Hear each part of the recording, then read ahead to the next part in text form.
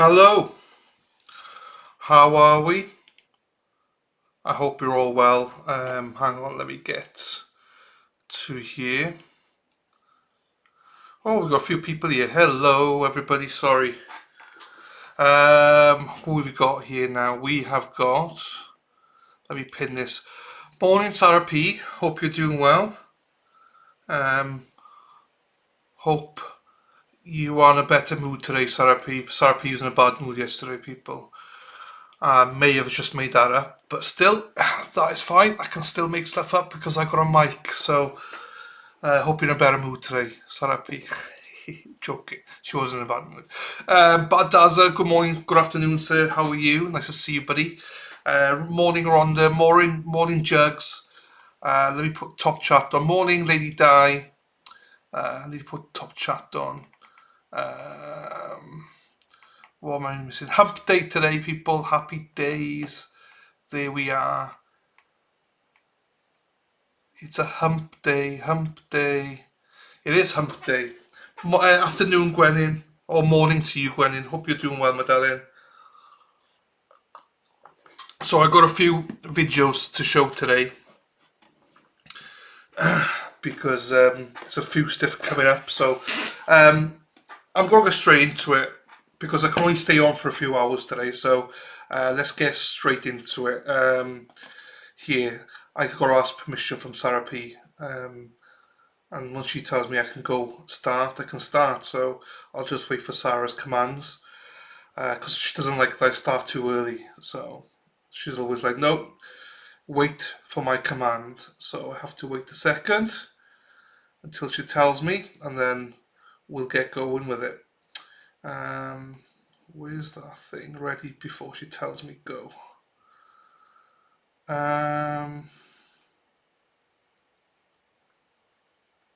Morning, Dave. Morning, blue collar Dave. How are you, sir? Nice to see you, buddy. I'll allow it. There you go. I can start. Now she says I'm allowed to start. I can start. So here we go. I found this yesterday, so I wanted to put a bow on this really from the Rashawn Jones trial. They had a hearing yesterday in court.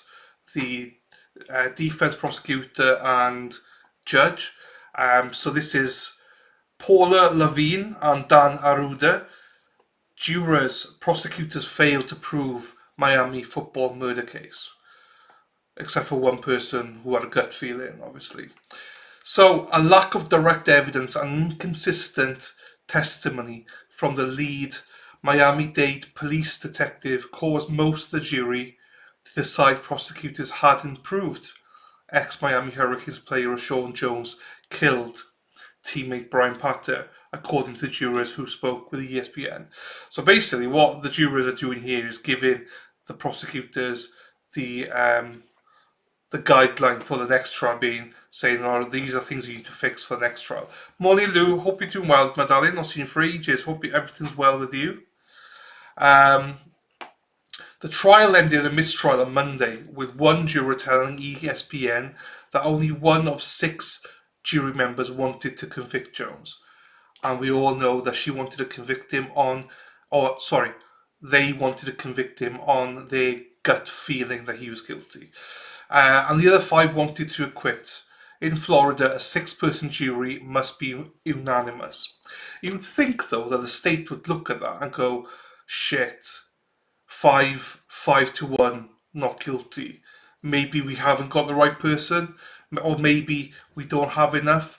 Maybe we save taxpayers' money by not doing this again. You'd think they might think like that, but no. This is a state prosecutors who have got unlimited money and don't probably got nothing else to do. So fuck it, why not? Prosecutors indicating in a let's read that again. Prosecutors indicated in a hearing Tuesday morning with a judge and defense attorneys that they intended to retry the case. Pieces of shit. Florida law gives them 90 days in which to do that, and the parties are scheduled to meet Wednesday to pick a new trial date. So today they will be picking a trial date. They're probably meeting right now to discuss it. Prosecutors did not immediately comment, and neither did the spokesperson for the state's attorney's office. Jones's attorney, Sarah Alvarez, who I think is very cute, spoke to media after the hearing and said she will ask the judge to lower Jones's bond, currently set at $850,000. So just to remind you, it's actually 8.5 million. He needs to pay 850,000. So the bond itself is 8.5 million. He has to pay $850,000 currently. 3 jurors answered questions for ESPN and the mistrial after the mistrial, and all wanted to remain anonymous. An alternate juror who was dismissed before deliberations also offered his perspective on the proceedings and agreed to be identified by his last name, Ryan. The lone holdout juror could not be reached. I'm not surprised.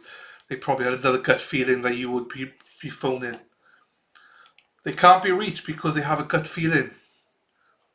I still can't believe that she would not quit because her gut feeling told her he was guilty. Wow. Anyway,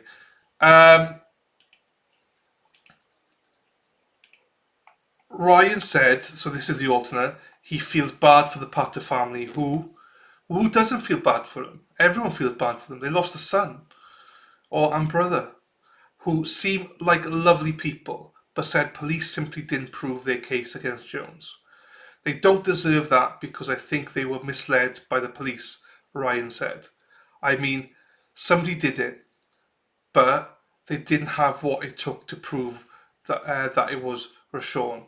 They presented us with a motive that was flaccid. Now, Baldassar, put your bad intentions away, Baldassar. No need to say anything in chat, Baldassar. There was enough there. There wasn't enough there. One of the anonymous jurors told ESPN, we just think the state hadn't proved their case. A lot of speculation, a lot of things that pointed to him, Jones. In order for us to get there, we had to make a lot of assumptions, the juror said, which is what they wanted you to do, circumstantial case.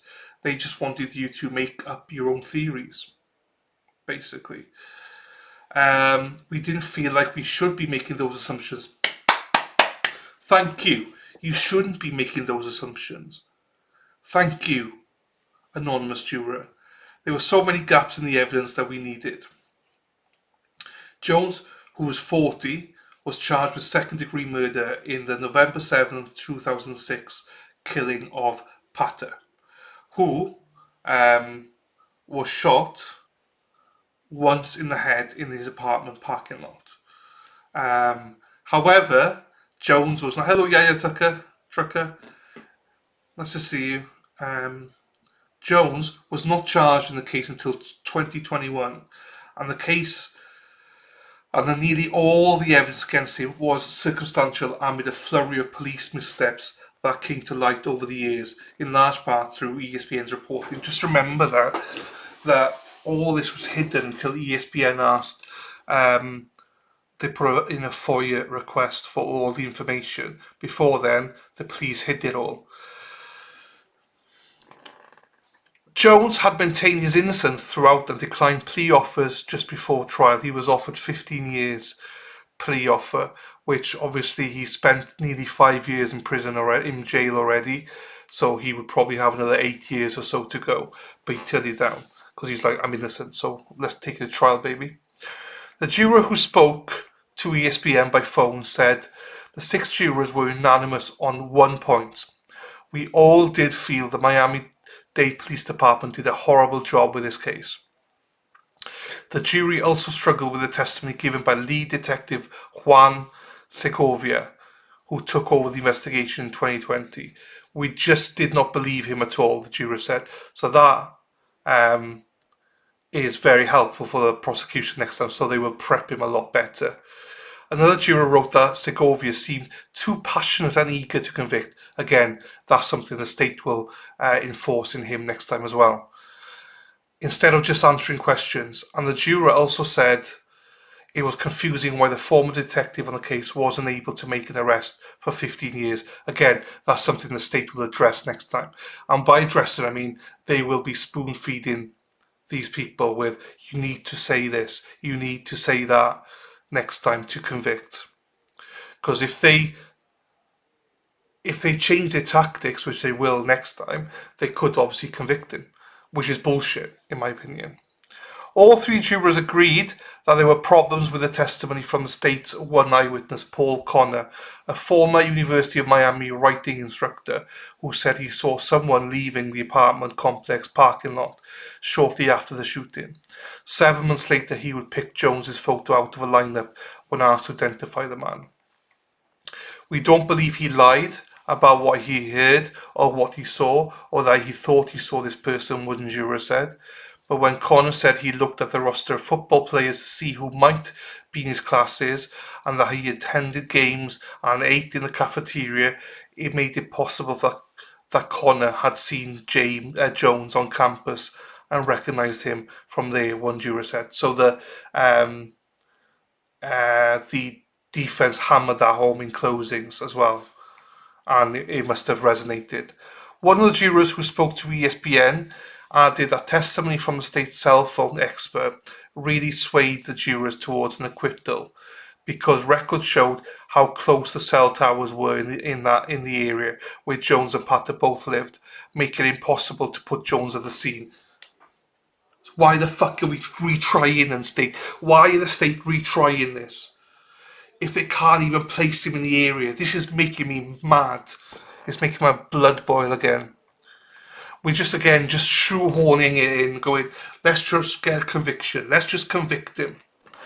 Jurors were annoyed, so I'm annoyed as well, by police testimony that they pulled phone records from multiple individuals but brought just a few into evidence. Well, that's because nothing showed the guilt, so they didn't want to show it then, and that they were missing records from one of Patter's phones, the juror said. Another juror wrote in a text to ESPN that the state presented old phone records with confusing data, which they will try to repair next time. One pillar of the state's case was that Jones killed Patter in part because of jealousy over Patter's girlfriend Jada Brody, who had previously been in a sexual relationship with Jones. Teammates and friends varied in their testimony as to how much tension actually existed between the two, and jurors didn't understand why they didn't hear from Brody herself, one juror said, because they're hiding her. Brody had been listed as a possible witness and was deposed by attorneys leading up to trial, but neither side called her to testify, which leads me to believe that she was not going to be a great witness. For me, I needed to hear from Jada, the juror said. I needed to understand how toxic was this relationship between these two. So I don't think she is a good witness for the defense or the state. I think she's bad for both of them, probably.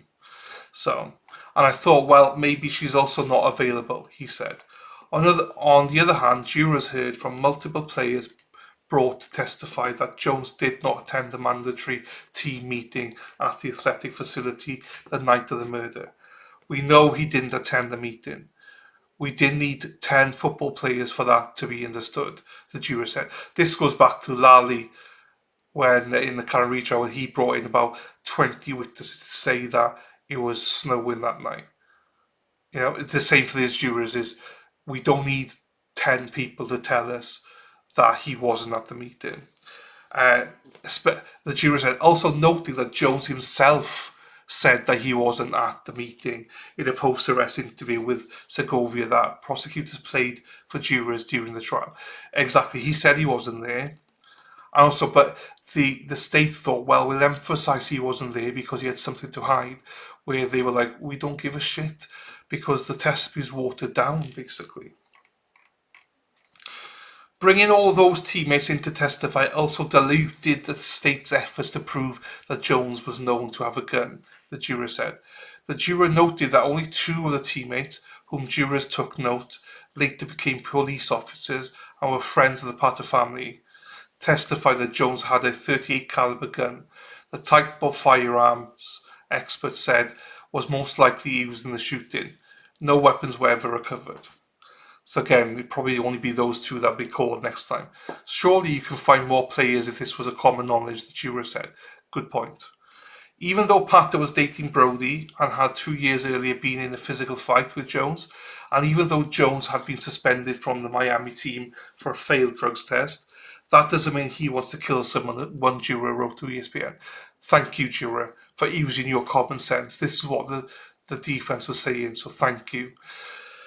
The jurors noted that even though Pater was destined for the NFL and Jones was not, the two played different positions and were not in competition for playing time.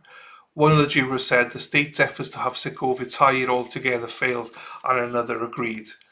Wow, they are just bashing the state, saying you guys, you did such a shit job that you should be ashamed of yourselves.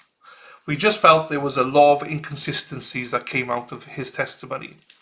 The juror who texted with ESPN said what he did when he got the case, what he followed up on, he became very combative during his testimony. So that'll be noted. He won't be combative next time.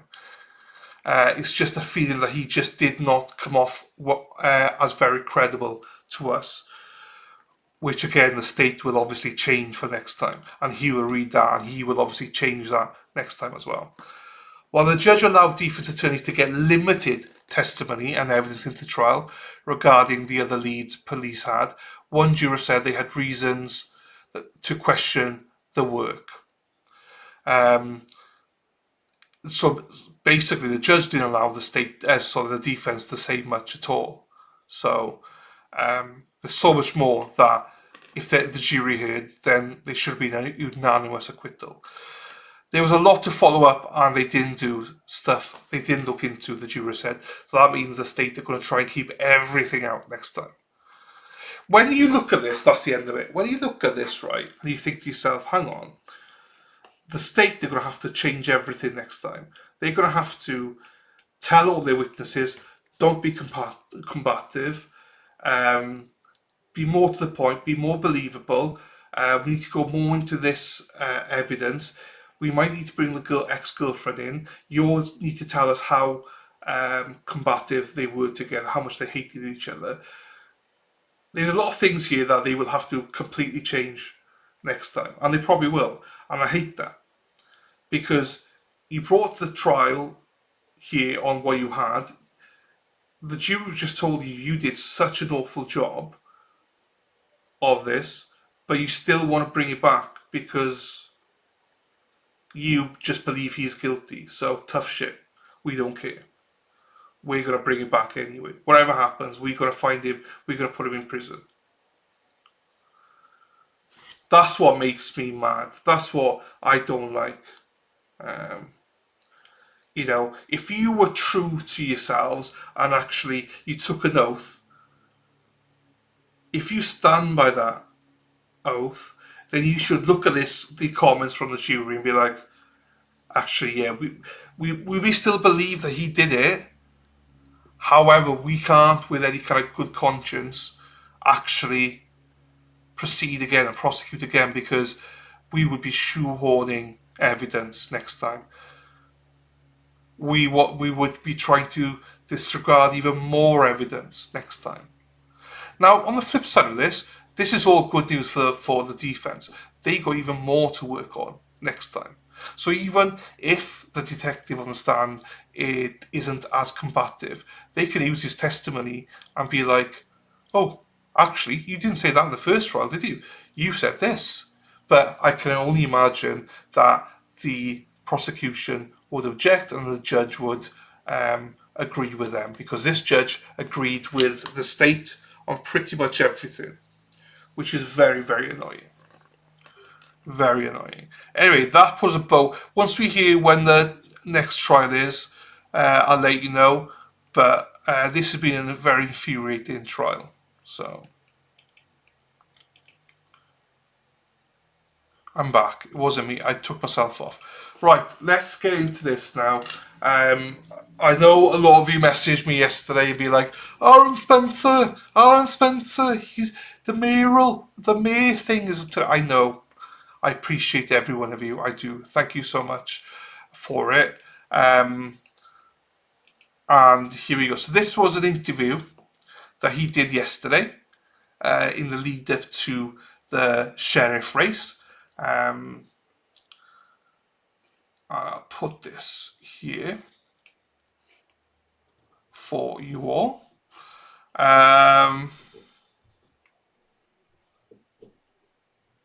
Your marquee. So this is AR News, Conduct News. Early voting is underway and local county voters are weighing a sheriff's race that has drawn national attention. Aaron Spencer told Conduit News that his campaign centres on accountability, public access, training and child protection initiatives. And he addressed his campaign whilst awaiting trial. So here we go. This is what he had to say yesterday.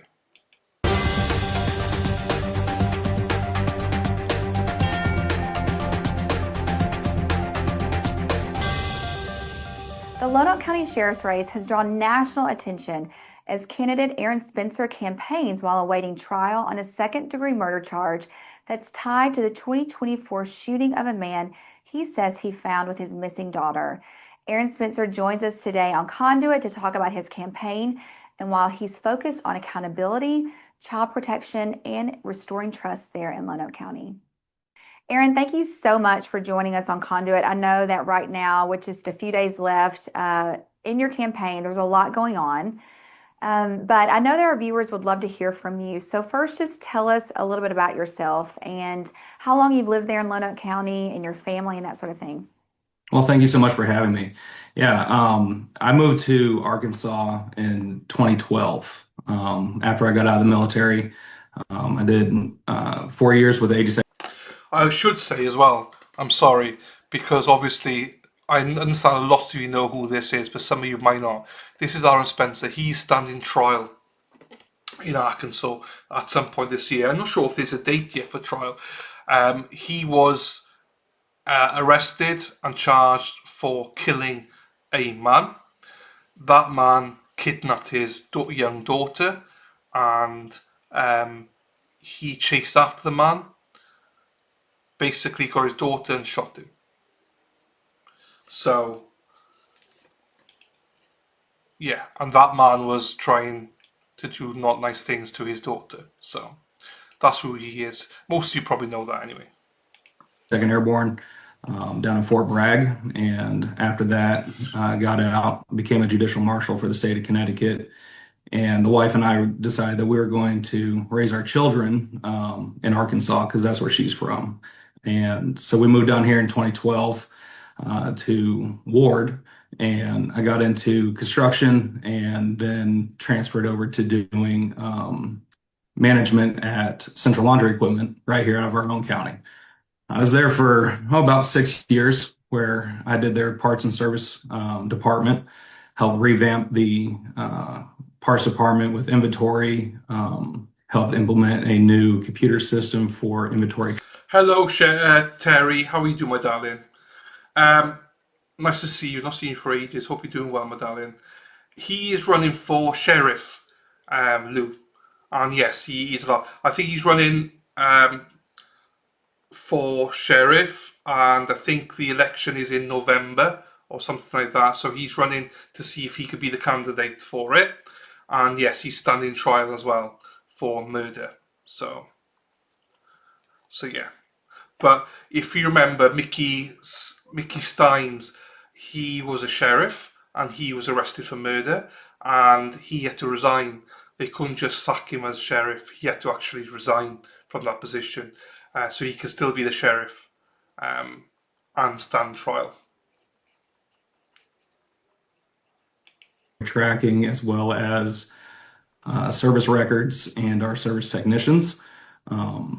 And from there, we decided that we were going to move down to Florida for a few years because my wife had a new job opportunity. Okay. And we got down there, and that was right around the time of COVID. And Mm, so we ended up buying a 10-acre farm and decided to get into homesteading. And so we awesome. did that, and until her father became a little more ill than he was when Mm, we left. And so we decided to go ahead and sell the farm, move back here to Arkansas, and take care of him while he was on hospice. mm. And that kind of brings us to here where we're at now. Yeah. So, Yeah. You mentioning that you moved to Florida during COVID, that was probably like the best state that you guys could have moved to yes, during that very time. beneficial. Yeah, very Yeah. beneficial. Yeah. Uh-huh. Well, as I mentioned in the intro, you are Hello, three-eyed catfish. How you doing, my darling? Lou says, I'm surprised it's allowed for him to run for sheriff whilst waiting to be tried for murder. I think he's allowed because he doesn't have any convictions. He's obviously innocent unless proven guilty. So I don't think they can stand in his way based on the fact that he's been charged for something. If he's convicted for it, I'm supposed that he wouldn't be allowed to. But currently, at the time of running, he's not been charged. So that's why I think the caveat is on that. are facing you're facing a second degree murder charge there in Lonoke County. I know so many people here in Arkansas and really across the country are very familiar with what you and your family are going through right now. I also know that you can't talk that much about it, but just walk us through the events that led up to that charge. And also, too, you're awaiting a trial date while also running for county sheriff there. Talk to us about that. Well, the events in 2024 were very tragic of what happened to our daughter, Yeah. to our family. Um, and, at the end of the day, I did what any good father would do to protect myself and my child. Um, and, we were really hoping to have the trial over with before the primary elections, but we saw a lot of inconsistencies and lack of transparency with what was going on with that trial. And so, we filed some motions on behalf of ourselves and the rest of the people of Arkansas to make sure that everyone's constitutional rights are upheld. And, the Supreme Court judged on that, and, they decided that there was a massive amount of lack of transparency. And so, they removed the judge from the case, and we have uh, a hearing coming up in March to set a new trial date. From the beginning, that's all we wanted was a transparent trial. And so I'm confident that that's what we'll get. I'm also very confident in my legal defense. We have a great team working on this. So, I'm excited to see what the outcome is, and I would definitely implore all people to come to my trial and see it for themselves. Um, Whenever you decided to run for county sheriff, was it something that you thought about before 2024, or once you really, kind of saw the underbelly of everything that was happening and what your family was going through there in Lonoke County? Is that what prompted you to decide to jump in and try to course correct things there? Well, yeah, I never had any aspirations to run for a public office. I was very content with my life that we have built here with our family, raising birds and breeding livestock, guardian dogs, I have a wood shop. And so, we try to be as self-sufficient as possible. Um, I've been actually for years trying to get as much out of the spotlight or off the grid, as you would say. Yeah. But it was definitely I would say that would be the catalyst to why I decided to run for sheriff was not just with my case, that gave me a very deep inside Mm, look of how investigations are done, yeah. how the sheriff's department is ran. And it's not just the sheriff's department, this is a systematic issue that we're having here in Lonoke County. Mm, We have issues in our judicial system. We have issues with the bond schedule. There's a lot of stuff going on here. And during that time of working through my case, we've had roughly 80 or so people reach out to us. And they have shared their own cases, their own in runs with the with law enforcement here, and the stories that I have heard are quite tragic. Yeah. Um, you know, and it's not necessarily that it's not a deputy problem, it's a leadership problem that we're having here. I think there's a lot of complacency. I think there's a lot of lack of transparency. There's a lot of policy violations. So it's just, you know, we have everything from bad investigations going on to massive issues in the jail. It's once something happens, the Band-Aid kind of gets ripped off and people are like, you know what, that's it, I've had it. Mhm. Here's my story, this is what's happened, here's my documentation. Wow. So we've seen a lot that's going on there. The jail is very concerning to me. Was very concerning to me. Talk to us Um, about that. Why? well, over the last few years, we've had multiple female inmates sexually assaulted in the jail. We've had inmates assaulted. I mean, everybody's seen the video of our current sheriff who has assaulted an Hmm. inmate and lied about it. So, I think that if you can't hold yourself accountable and you're going to lie to the public, you don't deserve to be in that position. But more so over in that jail, the conditions are filthy and we have females being assaulted. And this is not inmate on inmate, this is staff assaulting the Man. inmates. We get reports all the time that the females don't have proper feminine hygiene products. We Yeah. have reports of people bringing in contraband. You can't stop everything in a jail, and I understand that, but Hmm. no woman should worry about being sexually assaulted by staff members, right? Even if Yeah. you still have constitutional rights while you're in detention, and it is the staff that is supposed to help uphold those. There's not reports going to for PREA violations. It's just they try to keep everything internal. So it's just, there's a lot of safety issues there. So Hmm. I think Yeah. I think we need to make some big changes within our jail. It's interesting to hear you talk about the jail. And, unfortunately, there are instances like that all over the state right now where Hmm. it's just a systemic problem. And and like you said, it's with the leadership, cutting off the head of that snake. And that's really the only way that you can change things for the better. And also, you said that you tried to get even more off the grid and off the radar, but you had to jump in. And that's also something that we're hearing from a lot of people right now. People who, are running for office and they're like, I didn't want to do it, but I had to for my family, for my kids, for my friends, and for my Yeah. county. That's up here in Washington County. You hear candidates who are like, I don't even want to be a politician. I just want to get in there and serve, do a few years, help, every way that I can, and then move on and get back to my Yep. life. Are you like, is Absolutely. that what you're seeing too? Well, absolutely. I mean, I'm a combat veteran, and I definitely take it very seriously of the oath that I took to uphold the Constitution.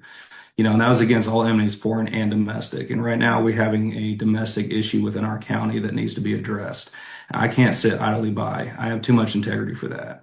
You know, I've weighed the costs of what it is going to be to run for office, to hold that position if I'm elected, and it's a lot. This is no easy task on myself or my family. We have a lot going on, as we discussed, and so this Yeah. doesn't make anything any easier. But I, for one, will not stand idly by and allow this to continue. My neighbors, they deserve better. Our children, they deserve better. And, when it comes to our children, they are our future. We have to be able to protect them. The sheriff needs to be advocating to the prosecutor and to the judge that we need to reform our bail schedule that they use here in Lonoke County. I've been saying it for the last few months. If you commit a crime against a child, it's just the cost of a lawnmower to get out. And it's appalling. It's Yeah. absolutely appalling. So I understand the sheriff doesn't have direct control over bail, but what he does have direct control over is the investigations. And if you're not doing investigations properly and you're losing evidence and you're not filling out your reports properly, how's the prosecutor supposed to prosecute these individuals?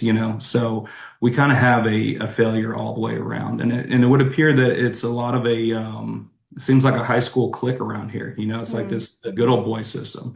Everybody's doing favors for everybody else to keep their name looking good on paper. I'm sick of that. Like, I wasn't born here, so I didn't go to high school with these guys. I don't owe them anything. I don't owe any favors, So um, I think that's one of the reasons that makes me a good candidate, right? Is Yeah. because I'm not beholden to the ones that are in charge right now because of my past, right? I'm here for the future of my county. So. What do you say to those who and voters? And I do want to hear the feedback that you've gotten whenever you're going around Lonoke County. But how do you or what's the response whenever they meet you and they talk to you and you're asking for their vote and you're telling them about yourself, and then you have this you're awaiting trial, but then you're also running for office. How do you explain that to voters and then also ensure or I guess, reassure them that you're the right person for this job? Well, I will be honest with you. Nobody actually brings up my case. Hmm. It's like they don't even see it. Like they don't even care. I mean, they hint on it, but it's not a reservation for them. You know what I mean? I Yeah. think the people here have been able to see. Um, People are really involved with my case. And there is a lot of public record and document that has been put out through different motions and filings from the prosecutor's office and our legal team. And people are really following it close. And so I think they fully understand I can't talk about it. Yeah. And I've told people who have brought it up, look, I have to show integrity. I want to protect the integrity of the case.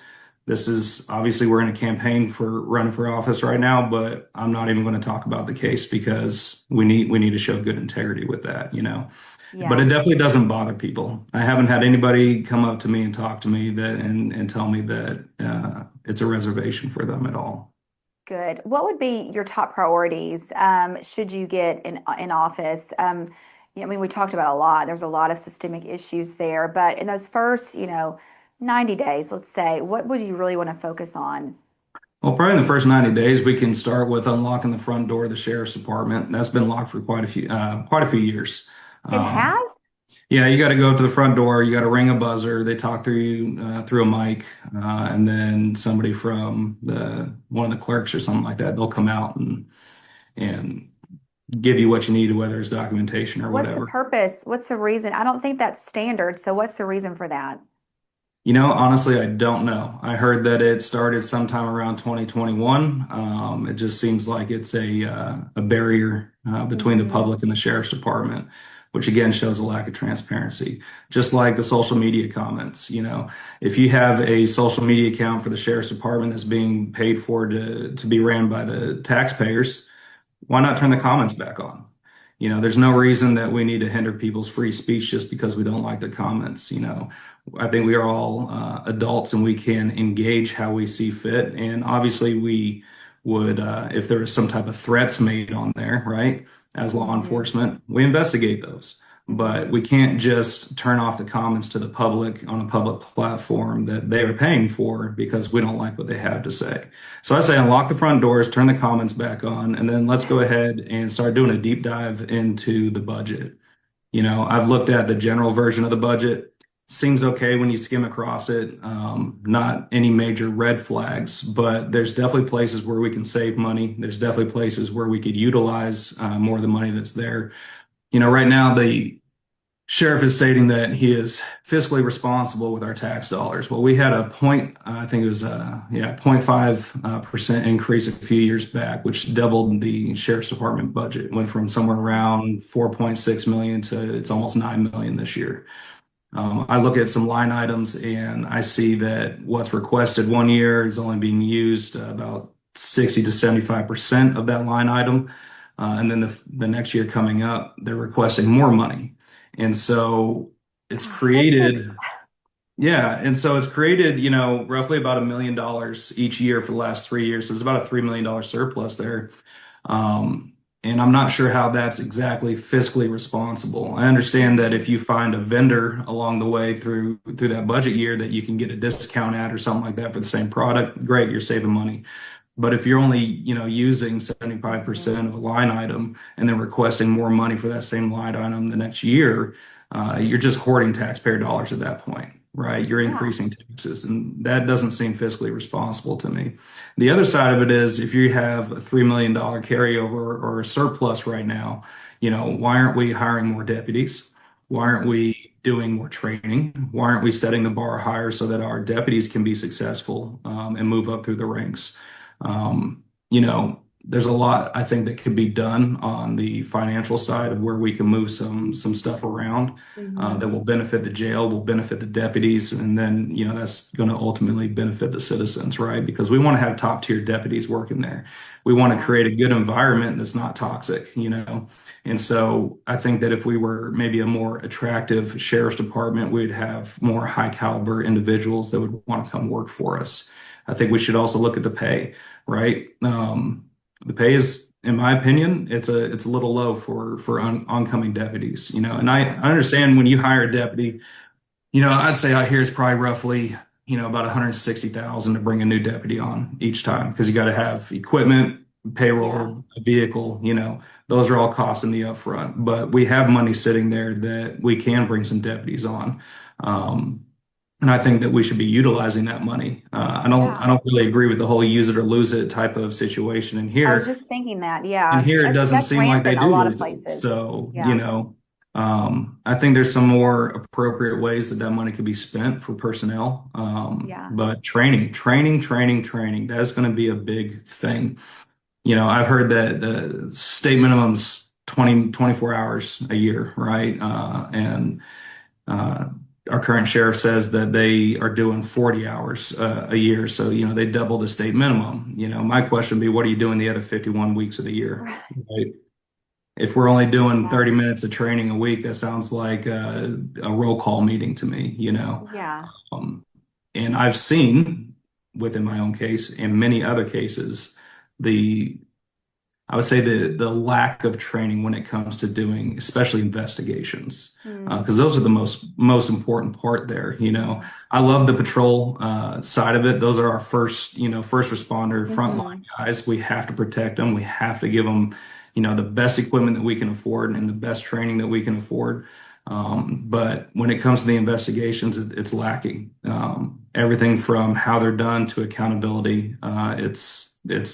It's damaging to the department and it's overall damaging to the community. Is there an issue there in Lonoke County with recruitment, getting people to come work in those positions?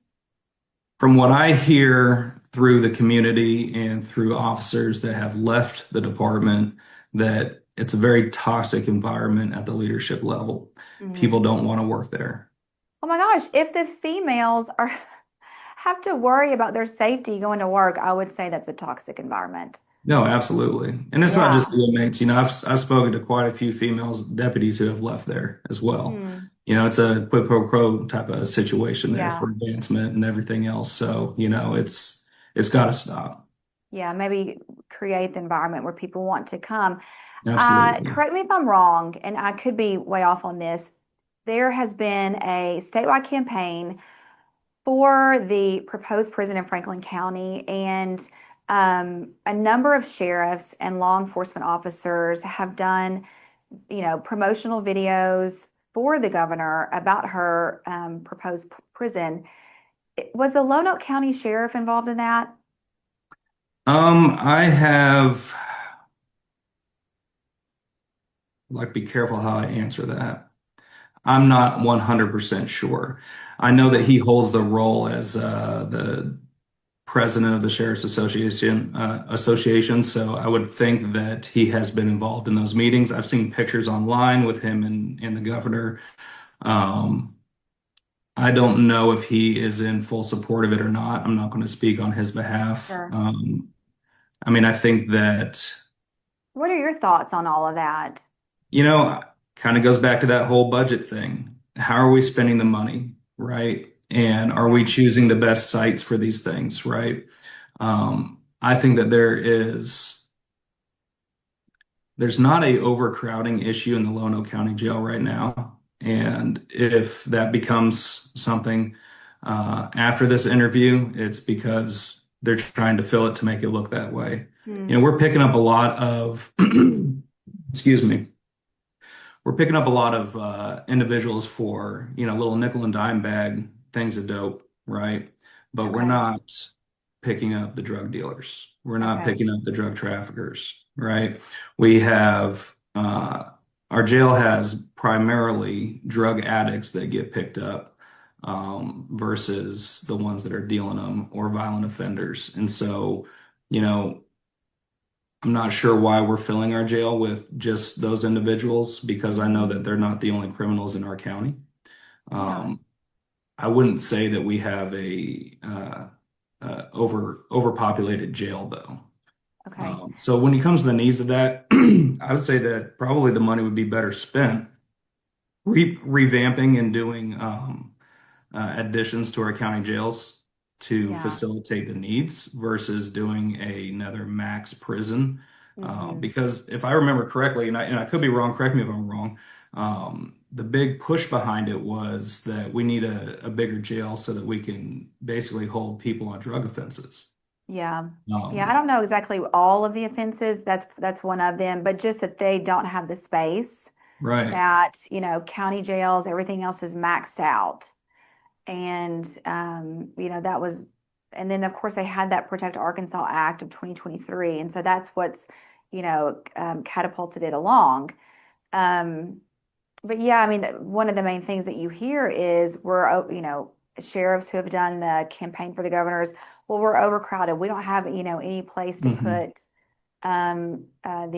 these guys, and so it's just always really interesting to me to hear. You have also proposed and talked about what you're calling the SAFE unit, I believe, the Sexual Assault and Family Endangerment Unit. Yes. Tell our viewers, what that is. How would that be different than other, I guess, units, or do we even have things like this right now in your county and across the state? And then, of course, how would you budget and pay for it? Well, right now we don't really have anything that's designed like this. You know, I think at Lono County we have one or two deputies that are assigned to somewhat of like a task force or trained Okay, a little yeah. differently to deal with child crimes. Typically, they work with like state police and things. This unit, I think, needs to be established because it all ends up going through CID right now through investigations. And I think we need to alleviate some of the workload that's in CID so they can focus on other things, right? And I think that with the SAFE unit, you know, it's gonna go ahead and handle sexual assaults and domestic batteries, primarily with children. Is going to be the main focus because we have a massive problem right now here in Lono County where for some reason we've become a safe haven for individuals that are preying on children. Um, you know, within that unit, it's going to also encompass the sex offender registry from the sheriff's department and sex offender compliance checks. And then also it will have chat operations to go after crimes against children, child Yeah. pornography, things like that. And then have a liaison, then that person can either be civilian or they can be law enforcement, but they're going to be a liaison that will be able to work with the victim after a crime, be a direct advocate to the prosecutor's office to keep Mm-hmm. them the communication lines going so that the victims don't get left in the dark. They don't have to sit there and wait to figure out what's going on. Yeah. You know, I saw that in my own case. I've heard that from many other people. You know, after the crime is committed, you know, after the interviews are over, then it's just a waiting game in silence. Mm-hmm. It takes Mm-hmm. sometimes weeks or months to hear back from the prosecutor's office. And so I think we need a liaison that's going to hound the prosecutor's office, you know, for answers to help Yeah. all these victims to get their cases handled, and then also get them in touch and in line with outside agencies for aftercare, whether it's therapy or home relocation for domestic Mm. violence. You know, Lono County, we have like Safe Haven, we have the Wade Knox facility. You know, and I was speaking with an individual at the Wade Knox facility, and I asked him, I said, you know, how many children do you guys provide service for every year? And she said their average is roughly about 300 children come through their facility every year here in Wow. Lono County. And those are the only ones Interesting. that are just And reported. And just in Lone Oak, no other just in Lone surrounding. Oak. Yeah. Wow. And they're Wow. primarily funded just off of grant money. Yeah. And federal subsidies. They said this year the Fed amount that came down for the state of Arkansas is about 220 million, and then that gets dispersed into each county to each facilities that are advocacy centers. This Okay. year, only 6 million came down for the entire state, so they're When definitely it used to be, did you underfunded. say that previous years there was 220 Hmm. and only Yes, six now? yes. Okay. So they've had to Um, file for separate grants, which, don't yeah. always go through. But they're still spearheading, pushing hard, pushing strong, because they're great people up there. They care about our children, and I think we need to get the community a little more involved to care about our children. Yeah. And I guess maybe with the SAFE unit, that would help. And you talked about ways that there could be liaisons to work with the families and that sort of thing. But then, I think a lot of people also ensure, like, okay, how do these accused sex offenders, how do they, how do you make sure that they don't pose any ongoing risk, while awaiting whatever trial that they may Right. go through? Is that, Well, is I that, think that's what are your where thoughts on that? I think that's where the sheriff can come in and advocate to the prosecutor, can display the risks of what it's going to put the community at if these individuals are able to make bond. I Hmm. think that they should be advocating for the prosecutor and the judges to be like, hey, we need to look at the bond schedule. If you have crimes Yeah. against a child, we need to raise them up. We need to use electronic monitoring on cell phones or computers, right? And we need to use the tether system. There's no reason that a individual that is a danger to the public that is out on bond should not be tethered, Okay. So when you say tethered, you just like an mean ankle monitor. the ankle monitor. Yeah, Okay. Yeah. yeah. So is that not always, I mean, I don't know a lot No, about this, and that's why I'm it's asking. Is an that it's not an standard? option. So here's the thing that is frustrating to me and Why to would a that not lot be of other standard if it's a individuals. sex offender or an accused sex So offender? that's we have the tools in place. A lot of my ideas of what I want to do with the sheriff's department, a lot of the ideas of the community think that need to be changed. These Hmm. tools are already here. We're just not utilizing them for some reason. So if you look at a protective order, it's just a little box that you have to check, and they'll be on an ankle monitor, but they're not. Okay. Yeah. So we Wow. have all these things in place. We just have people in place that are not utilizing the tools that they have and the resources that they have appropriately. Okay. I understand that now. Yeah. And again, it goes back to the theme that you talked about in the very beginning, just systemic, issues Yeah. across the board. So, Lonoke County has been in the news a lot, Hmm. um, just for various things. And most recently this week, I read that let's see, it was a resignation of the county clerk, and Yes. you've put out a statement about this resignation and what you would like to see happen. Um, Talk to us about that. I think the resignation and the letter, and then what, of course, she posted on Facebook, I think left a lot of people like, what? What else is going on in Lonoke County that we don't know Yeah. about? Yeah. I would Give us say your it's thoughts. definitely an unusual time to Yeah. resign from that position. But, my understanding of how the clerk's office works is that all they do is certify the election, Hmm. right? So they're not the ones counting the ballots. That's already done by the commission, I believe. So Yeah. they're just certifying the election. If the county clerk's not there, it goes to the deputy clerk. If the deputy clerk is on the ballot, it goes to the assistant deputy clerk.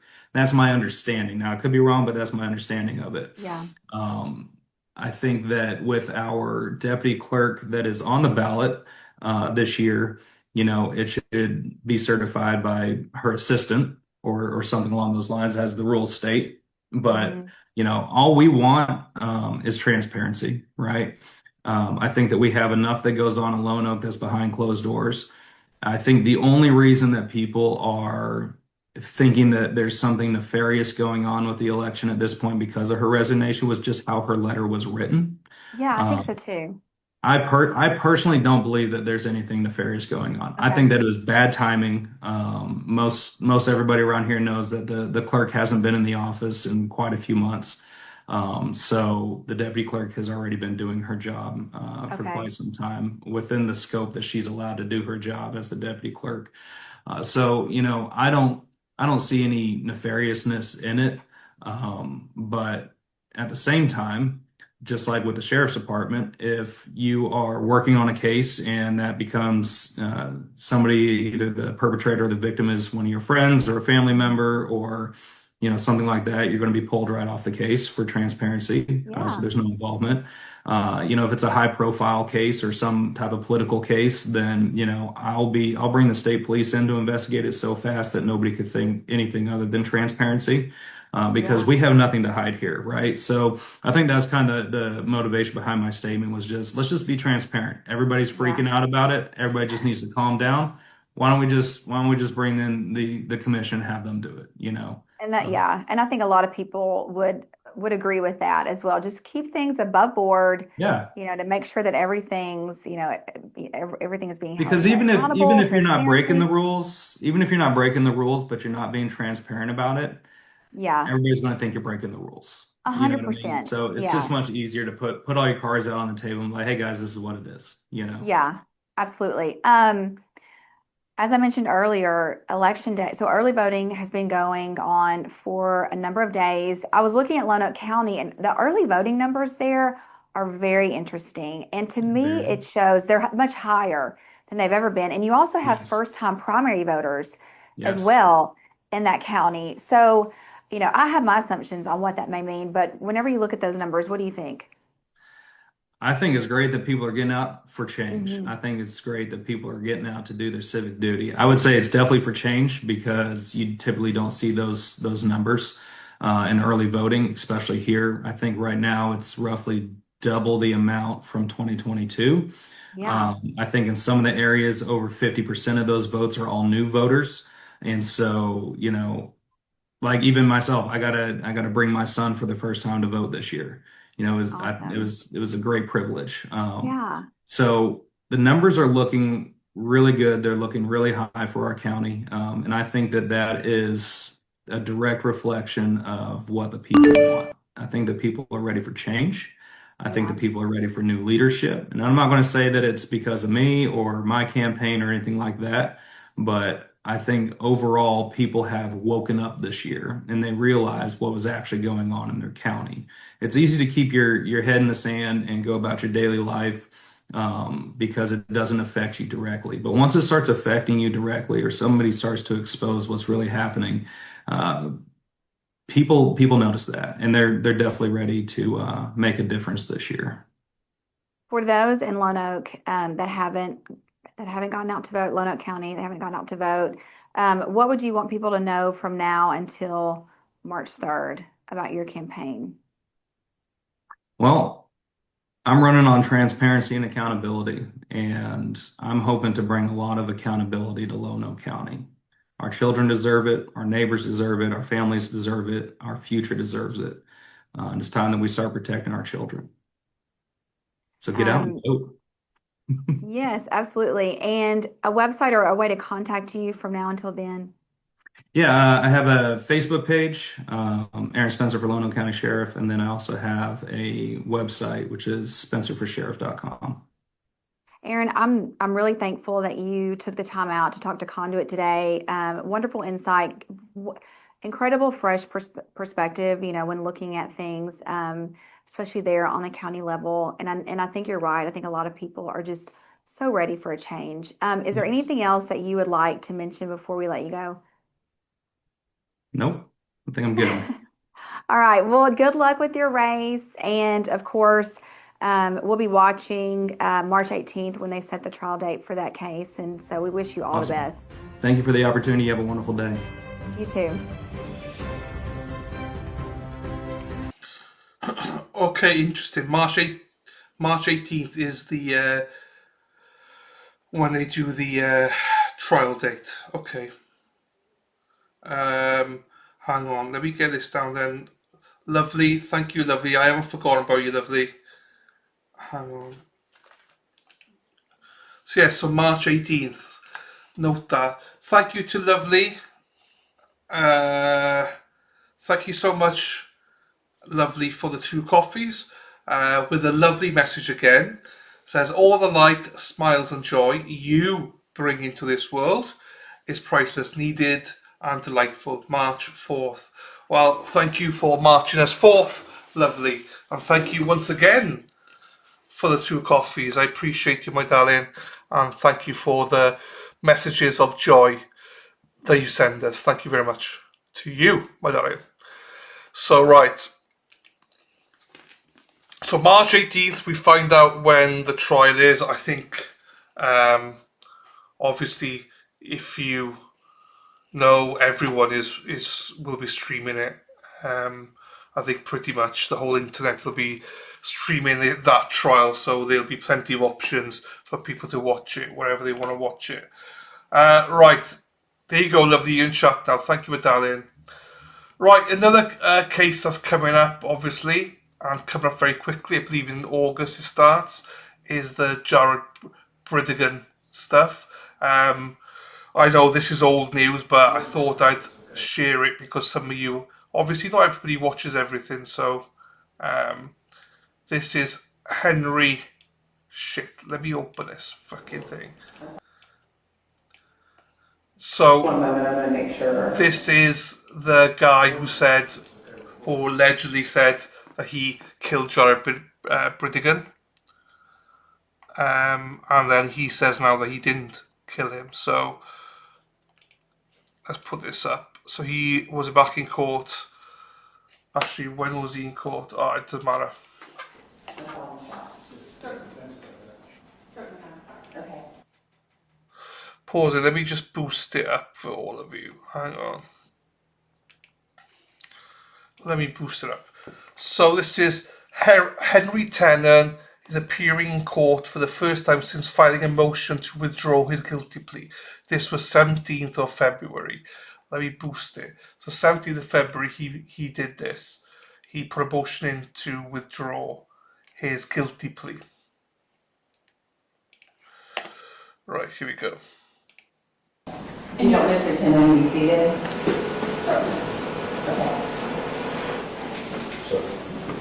Okay.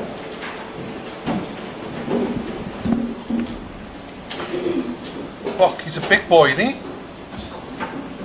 Let's just, give me 1 moment, I'm going to make sure.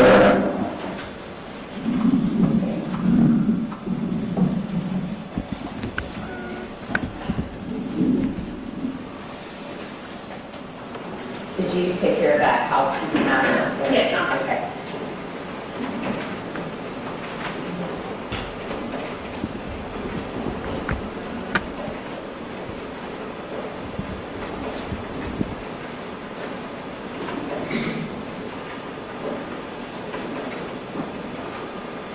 Okay, so I was looking at the case that was just, I guess, tagging along, there's nothing related to this motion in that 22 case, correct? Okay. All right, so we are operating with a motion that was filed in 23 CF 888. Ms. Latson. Yes, Your Honor. You did file this motion to withdraw plea pursuant to 3.170 subsection F. And specifically, we're asking this court to use her discretion and allow Mr. Tennant to have a trial on the merits in his case. We have not alleged any wrongdoing. We are just simply asking for the court to use her available discretion since Mr. Tennant has not been sentenced to set this case for trial and proceed to trial. What's the root cause? We are not articulating the cause, Your Honor. That's why we are simply asking under 3.170 for the court to use her ability to grant a trial on the merits. Okay. And the state has no objection to the court granting that motion to approve the trial. The same time, the state is not filing a motion from the state's perspective, to have the defendant's plea agreement undone. And the state has no objection. The court proceeds to sentencing right now, or in the next few weeks with the defendant. So we leave it up to the court's discretion. We have no objection to the granting of the motion. So my concern is that I just want to ensure that it's done right. That I don't, whatever path to resolution, it obviously does not, I don't care, but I do care about how an individual is charged with a crime wants to resolve this case. So if you don't mind, I have to inquire. And Mr. Tennant, just to make sure that it's and this is what he wants to do, because I'm assuming that the state is going to go back and forth as well, like with plea offers, and is there anything that you want to put on the record related to Mr. Tennant's position for him to consider? Not from the state perspective, no, because as in right now, is a big deal, and we're going to the court and grant it for the trial. That's the state's position. All right. All right, Mr. Tennant, if you come forward, please.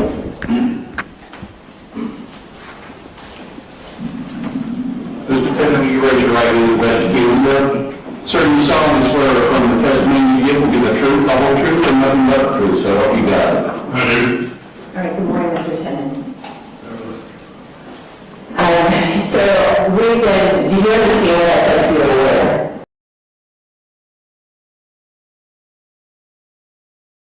Hang on, let me try and fix that. Or the audio is just too bad. This is what's going to be like the trial as well. I don't think I'll be streaming this trial because the audio was so bad. Let me try and see if I can fix a little bit of it. It's unbearable.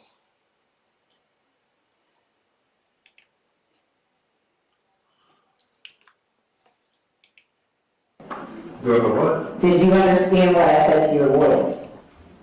Yes. Do you have any questions about it? No.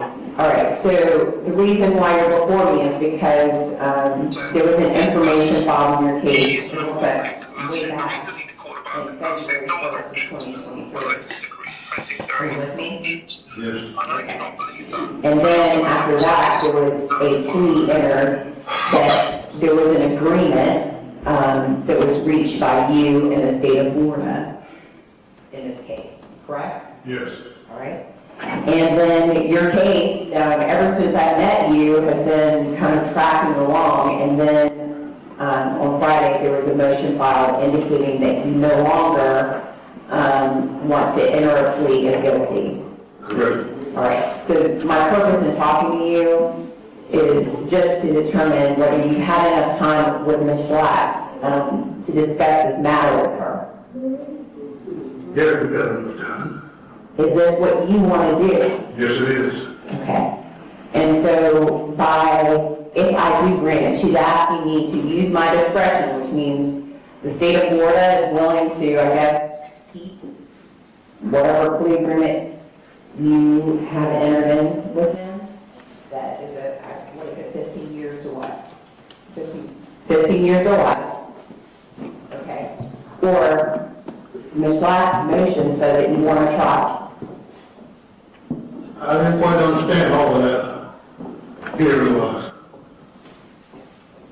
Okay. But then, do you want a moment with her? I heard it, you understand.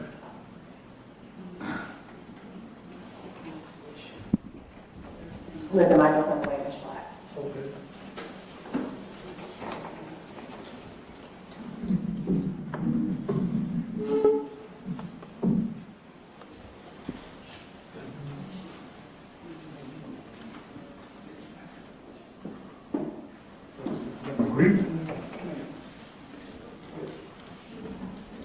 So what do you want? Let me just put it simple. What do you want to do?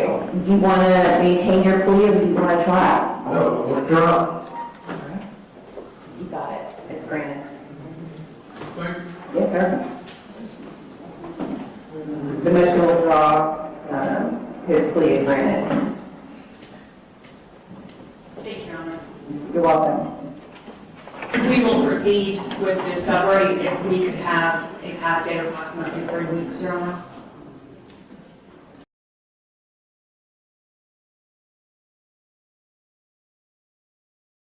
So his motion to for his plea to, that's fine. That's all we need to see on that. Hang on, bear with me whilst I try and. I forgot to play this for you. Oops. Hang on, let me play this for you. I forgot to play it. Some of you were asking. I forgot. Sorry. Hang on.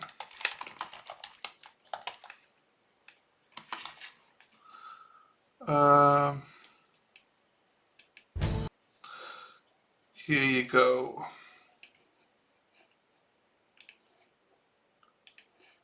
This is back to Aaron Spencer. I forgot to play this, sorry. Breaking news overnight, Aaron Spencer emerging victorious, securing the Republican nomination for Lonoke County Sheriff. Spencer defeating incumbent Sheriff John Staley, who conceded in a statement posted to his social media. THV 11's Tamer Knight joins us live from Lonoke County this morning with the latest details. Good morning, Tamer. Well, good morning, Karen and Hayden. That's right. Election officials worked overnight to finish counting votes here in Lonoke County. It was reported to our newsroom a little after 1 a.m. that Aaron Spencer had won the primary election for the county sheriff. Now, Spencer won the election with 53.5% votes over John Staley's 26.5%. Candidate David Buford fell short with 19.9% of the people's vote. Aaron Spencer first announced his candidacy back in October amid a second-degree murder trial. The race has drawn national attention because he's accused of killing a man who kidnapped his 13-year-old daughter. Spencer's jury trial is on hold until later this month, and if convicted, he would be ineligible to hold office. Deputies under John Staley helped build the case against Spencer. Now, of course, as more information becomes available, we will bring you all the latest updates to THV 11. Reporting in Lonoke County for THV 11 News, I'm Tamer Knight. All right, Tamer, thank you for that. Ooh. Is this a Democrat? I don't know. Who's this? It is almost 8:18. Welcome back. We're here with... No, this is Saline County. It's a different county. I don't know who the Democrat win is. That's just primary, yeah. So he will be the Republican,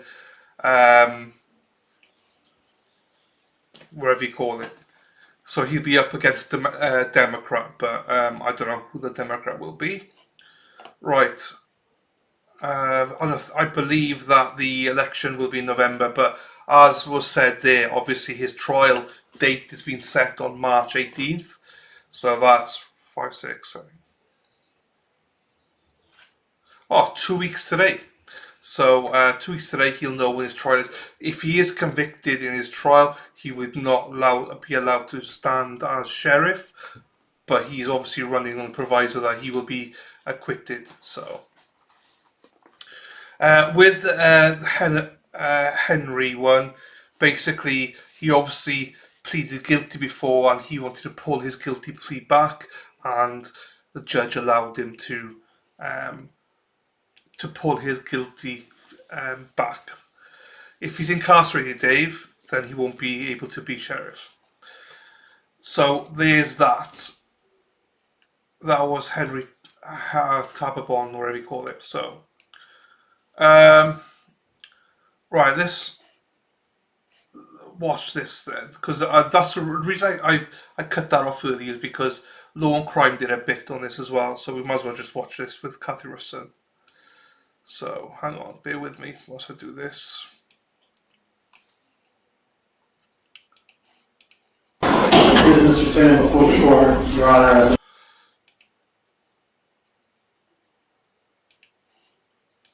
I believe everyone's been let in from the waiting room.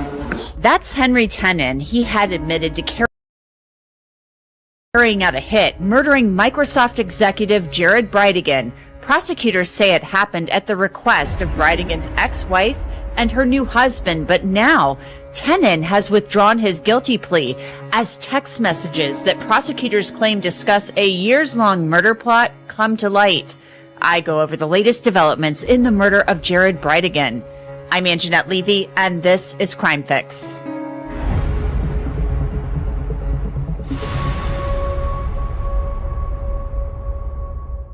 You know, part of the reason we can cover this case for you here on Law and Crime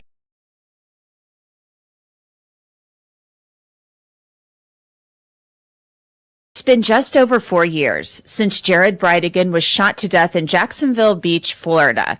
And this August, his ex-wife, Shanna Gardner, and her estranged husband, Mario Fernandez Saldana, will go on trial accused of conspiring to kill Jared. And when that trial begins, there will be now a third co-defendant, Henry Tenon. Tenon was a former tenant of Fernandez Saldana's who had admitted as part of a plea deal to shooting and killing Bridegan. He said he was hired to do it. Tenon had pleaded guilty to second-degree murder and agreed to testify against Gardner and Saldana, but now that's not going to happen. Before I get to the why of why that's not going to happen, let's do a quick recap of the case. Shanna Gardner met Jared Bridegan in 2009 while visiting a friend in Florida. The following year, they married. When they married, they were both devout Mormons, but things started to go south once their twins were born in 2013. And not long after, Gardner filed for divorce and she asked for full custody of the twin girls. Fast forward a few years, and Jared Bridegan and Shanna Gardner, they've divorced and they're both remarried. Gardner to Fernandez Saldana and Jared to his wife Kristen. Prosecutors say Shanna's motive to murder Jared has a few things at play. First, their divorce and custody arrangement for the twins was contentious. Bridegan wanted to raise the girls in the Mormon faith, and they believe Shanna Gardner could have full access to a trust fund if Jared Bridegan was dead. Prosecutors say they uncovered years-old text messages in which Gardner said she wished that Bridegan would just disappear, and she and her friends talked in code about wanting Jared dead. Now we're getting a look at those text messages that prosecutors plan to use as evidence at trial. We're seeing them for the very first time. This text exchange between Shanna and her friend Kim Jensen is from May of 2015. Shanna wrote, "I'm just not having a good day." Kim Jensen responded, "Don't write the day off as bad yet. I'm still trying to send stupid to prison." She added, "If I can't make a casserole, prison is the next best option." There are more text messages, some from 2016, where prosecutors say the women spoke in code. On July 17, 2016, Kimmy wrote to a woman named Susan Lee, "Shanna needs a guy." Susan Lee responded, "What kind of guy?" Kimmy responded, "The kind that performs permanent disappearing acts on certain people." Kimmy added, "Know any magicians?" Susan Lee responded, "Ah, magician. No, that I do not." "For stupid?" she asked. Kimmy responded, "I was thinking Thomas, LOL. Susan Lee responded, "He isn't a magician, but I'll ask if he knows any." Susan added, "I'm sure her ex knows a few." We've heard about these text messages and read about them, but now we're seeing them in this drop of discovery, and these texts are from 2016. Prosecutors contend this shows that Shanna Gardner had murder on her mind for years. On the same day, another set of messages between Shanna and Kimmy were released. Shanna wrote, "I'm at church. I'm fabulous," with a straight face emoji, "my favorite place on earth." Kimmy responded, "Deep breaths. It's going to be okay. I'll talk to you as soon as you get out. Just breathe. You'll work out all of this frustration at the gym later." And then part of the text is blacked out as a redaction citing an active criminal investigation. Kimmy then typed, "He hates him." Kimmy added, "If not, I know Sue's husband knows people, LOL." Shanna responded, "Just when I think doing this whole 1 week off/on thing is a good idea, it gives me such great pleasure imagining slitting his throat." The next text message is also blacked out. It's redacted, citing it's protected because it could include the substance of a confession or information about an informant. Now, these text messages are from 2016, a full 5.5 years before Jared Bridegan was murdered. There are also text messages from August of 2022, months after Jared was murdered, where Shanna tells Kimmy, "I don't want anyone to know," and Kimmy responds, "I'm not." Prosecutors will introduce these to show that Shanna Gardner had a years-long, deep-seated hatred for Jared and had possibly plotted to murder him for many, many years. But what will the defense do? Well, they may just say this is a frustrated ex-wife blowing off steam to friends and that prosecutors are simply reading too much into these texts. Also released this report showing the ATF conducted what they called a controlled call with a cooperating witness on October 7th, 2023. The report is marked restricted. The report states the person who is the subject of an active criminal investigation told Fernandez Saldana The ATF had forced entry into the residence the previous day, damaging the front door's lock, which required repair. The person said he or she had multiple items taken from the house. During the conversation, the person told Fernandez Saldana they were looking for something, then asked Fernandez Saldana if he had anything at the house. Fernandez Saldana replied he did not own anything in the residence. The call lasted 4 minutes, 8 seconds. The evidentiary value of this call isn't clear at this point, but it could become more clear at trial. At the time that Jared Bridegan was murdered in February of 2022, he had remarried to a woman named Kristen. I mentioned that earlier, and he was happy, but Jared still shared those twins with Shayna Gardner, and prosecutors say that was part of this years-long plot to carry out Jared's murder. Prosecutors will say that Shayna wanted full custody of the twins and full access to that trust fund I mentioned, and that was the motive. So the theory is that Shayna Gardner and her estranged husband hired 62-year-old Henry Tenon to kill Jared Bridegan. Tenon was a tenant of Fernandez Saldana's. Prosecutors have already revealed these checks written by Fernandez Saldana to Tenon for thousands of dollars. One is labeled a Kickstarter. It says good luck in the memo line. On February 16, 2022, Jared Bridegan was murdered in Jacksonville Beach with his 2-year-old daughter strapped in her car seat. A police summary says Bridegan was driving home on a dark, isolated road named Sanctuary Boulevard with his 2-year-old daughter. He stopped, put on his hazard lights, and stepped out to remove a large tire lying in the roadway. That is when he shot multiple times. At first, Bridegan's murder appeared to be random, but there were some things that showed it was anything but, including that tire in the road. Security footage recorded a pickup truck in the area at the time of the murder, which led Jacksonville Beach police to Henry Tenon. Police would later discover Tenon was Fernandez Saldana's tenant. Prosecutors say Fernandez Saldana was going to pay Tenon $150,000 to carry out that hit.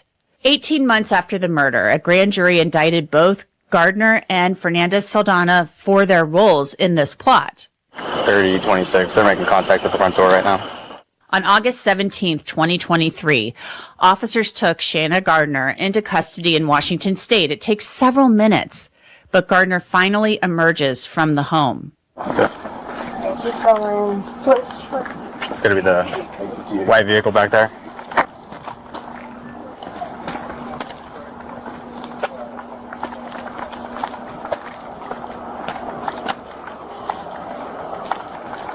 We'll go to the passenger side. Yep.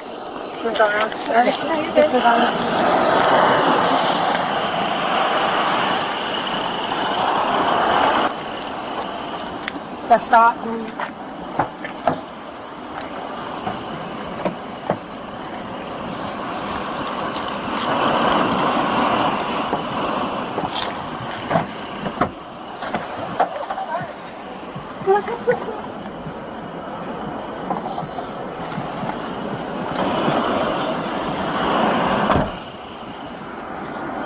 That property.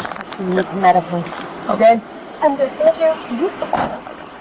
That's your medicines. I don't know if you don't want to do with it, but most of them are prescription. So we'll follow you over to, So, the detective was saying going to the PD. We do have interview rooms perfect. within the PD, so we could take her over there, That's, yeah. that pull her works. out.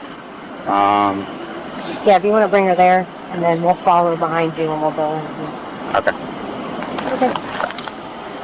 So, just a heads up, I don't know if the jail is going to take anything not in the bottle. Okay.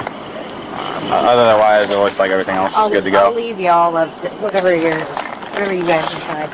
We could try, but I think the jail will probably say no to that. That's fine.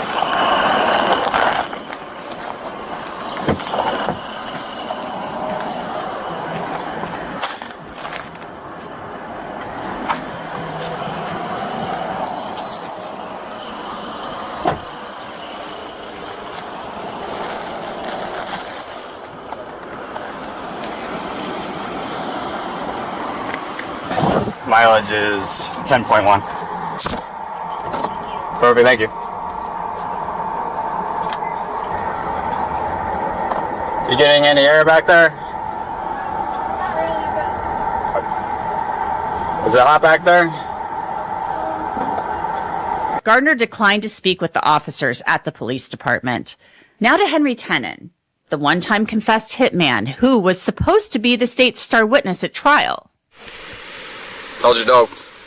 Huh? How old's your dog? 14 minutes. Oh, dang, still a puppy. Yeah. Pretty little dog. Hello.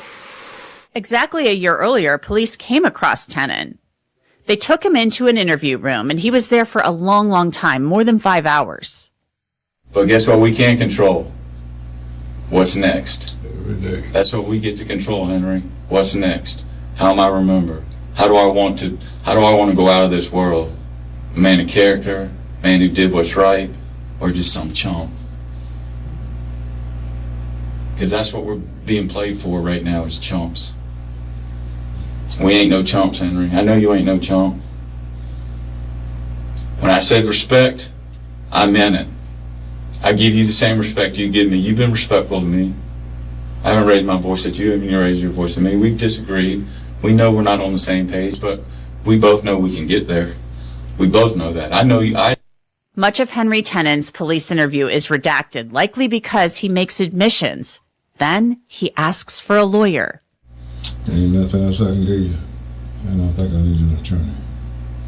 Tenon had pleaded guilty to second-degree murder, and he agreed to testify against Gardner and Fernandez Saldana at trial. He would be their star witness, but now that is no longer happening. Hey, good morning, Your Honor. Julie Schlax appearing on behalf of Mr. Tenon. Your Honor, he did file on Friday a motion to withdraw his previously entered plea, and the court was kind enough to place the case on the calendar this morning for us to determine when during the meeting the court had time to do that. Okay. Henry Tenon has withdrawn his guilty plea. He's rolling the dice, and he's going to trial. On Friday, we did file this motion to withdraw plea pursuant to 3.170 subsection F. And specifically, we're asking this court to use her discretion and allow Mr. Tenon to have a trial on the merits in his case. Your Honor, we have not alleged any wrongdoing. We are just simply asking for the court to use her available discretion since Mr. Tenon has not been sentenced to set this case for trial and proceed to trial. What's a good cause? We are not articulating a good cause, Your Honor. That's why we are simply asking under 3.170 for the court to use her ability to grant a trial on the merits. Okay. And the state has no objection to the court granting that motion to move forward to a trial. At the same time, the state is not filing a motion from the state's perspective, to have the defendant's plea agreement undone. And the state has no objection. The court says this proceeds to sentencing right now, or in the next few weeks with the defendant. So we leave it up to the court's discretion. We have no objection to the granting of the motion.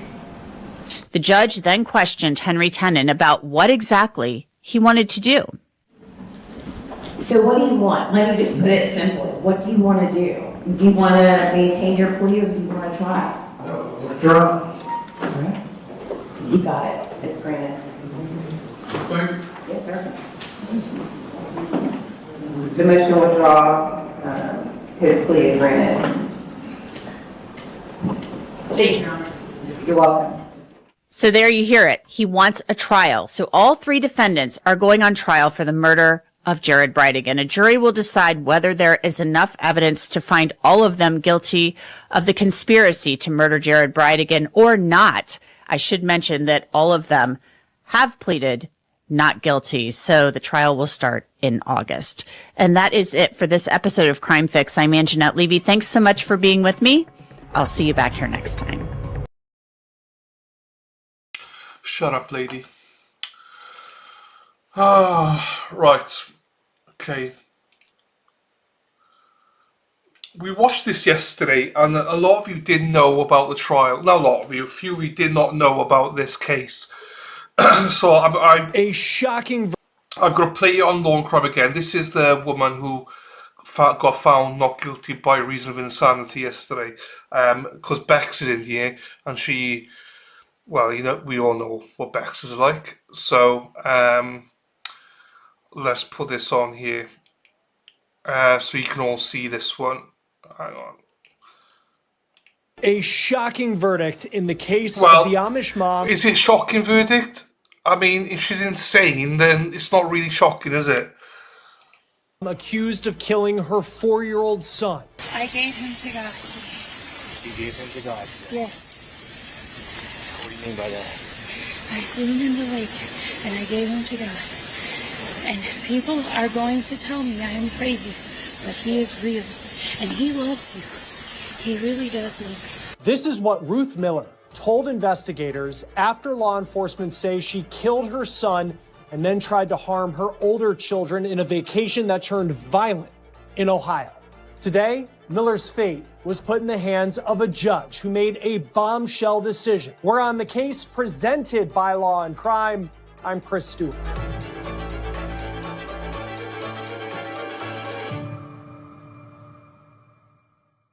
All right, guys, real quick, I want to talk about something that can be very stressful, and that Matt with her Atwood Lake on August 23rd, 2025. This is video of Miller in court today for her trial. This is the female version of Dave. Oregon Dave, that is. And this was a very unique situation. The entire trial lasted roughly an hour. What I meant was, Lee, that it's not shocking. If she's insane, it's not a shocking verdict. What they just say is shocking because everyone should be guilty. It's not shocking if we had 3 doctors say she was insane, so it's not shocking that she was found not guilty for the reason of insanity. Normally, you don't get doctors saying that they're insane, or you get conflicting doctors. One will say she is, one will say she's not. But this time, 3 doctors unanimously said she's insane. So that's what I mean. It's not shocking, based on the evidence and based on testimony and everything. So yeah. That's it. Miller waived her right to be tried by a jury of her peers and instead opted for a bench trial with the judge having the final say. Now, before we get into what happened in court today and what the verdict was for Miller, I need to bring you back to what happened on that terrible day last year. Not only did Miller's 4-year-old son die, but her husband also died, but not at the hands of his wife. Miller is Amish. She and her family were on vacation at a place called Atwood Lake. It's about an hour and a half south of Cleveland. On the morning of August 23rd, the Miller family was doing some sort of religious exercise while they were on vacation. Law enforcement say they got a 911 call about a woman in a golf cart with 4 people on board driving into the lake. This is a picture from the local sheriff's office of the golf cart in the water. Now, when deputies responded for what they thought might be a water rescue, they ended up confronting Miller. And as you watch this body cam video, you can see that they start to realize that this was not an alleged accident.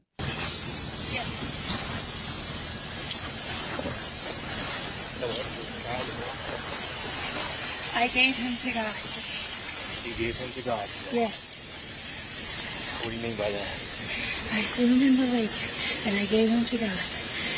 And people are going to tell me I am crazy, but he is real and he loves you. He really does love you. He loves you. And I doubted him. I doubted him so many times. But I am to tell you, he is coming soon. He is coming very soon. Prepare your hearts. The end is close. And I'm for sure supposed to tell you that he does love you. Okay? Ma'am, can you explain to me what happened? Who'd you throw in the water? I gave my son to God. Your son? Yes. Where's your husband? He went for a walk this morning. And you haven't seen him He since? didn't ever come back. And we went to the boat and his clothes were there. And God told me he's in the lake and a fish swallowed. And you're actually supposed to go look for him in the bottom of the lake. And you will find the fish. And you will find my husband. And then you will believe. But ye of your little faith that did not believe before seeing. Okay. So send people down to the bottom of the lake looking for a fish that has my husband. How old's your son that's in the lake? 4. He's sweet. I love him. I gave him to God. Okay. 7/9/40 Central.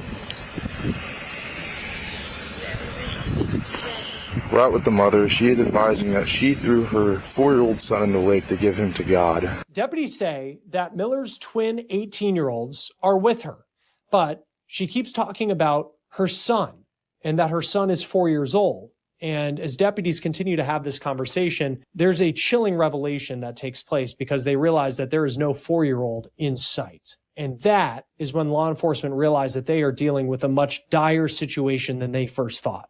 They are there. I